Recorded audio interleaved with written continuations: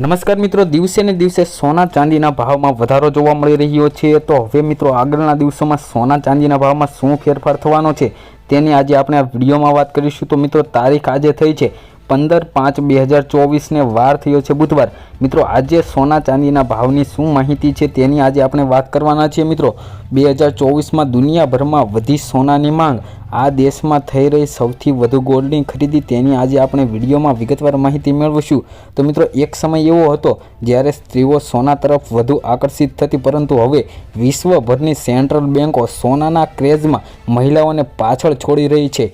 વાસ્તવમાં ભૌગોલિક રાજકીય તણાવની સાથે ફુગાવા અને મંદી જેવા જોખમોને કારણે સોનું કેન્દ્રીય બેન્કોની આંખના તારા જેવું બની ગયું છે। મિત્રો કેન્દ્રીય બેન્કો સોનું ખરીદી રહી છે, તો કેટલું સોનું ખરીદી છે તેની આપણે વાત કરીએ તો મિત્રો world gold counselling gold demand trend report અનુસાર 2024ના પ્રથમ ત્રિમાસિક ગાળામાં એટલે કે જાન્યુઆરીથી માર્ચ વચ્ચેના ગાળામાં મિત્રો સોનાની માંગ વાર્ષિક ધોરણે 3 થી 4% વધી છે। મિત્રો સોનાની માંગને જોઈએ તો 2016 પછી આ વર્ષમાં સૌથી વધુ માંગ જોવા મળી રહી છે। મિત્રો તુર્કીની જે સેન્ટ્રલ બેંક છે તેમાં માર્ચમાં સોનાની સૌથી મોટી ખરીદી કરતી હતી, તેણે પણ તેના ગોલ્ડ રિઝર્વમાં 14 ટનનો વધારો કર્યો છે। તેમજ ભારતીય રિઝર્વ બેંકે 5 ટનનો વધારો કર્યો છે। તેમજ પીપલ્સ બેંક ઓફ ચાઇનાએ તેના સોનાના ભંડારમાં 5 ટન જેટલો ઉમેરો કર્યો છે। મિત્રો જેમાં મિત્રો જોઈએ તો કેન્દ્રીય બેન્કો સોનાની ખરીદી કેમ વધારી રહી છે તેની વાત કરીએ તો હકીકતમાં કોરોના પછી વૈશ્વિક સંજોગો ઝડપથી બદલાયા છે।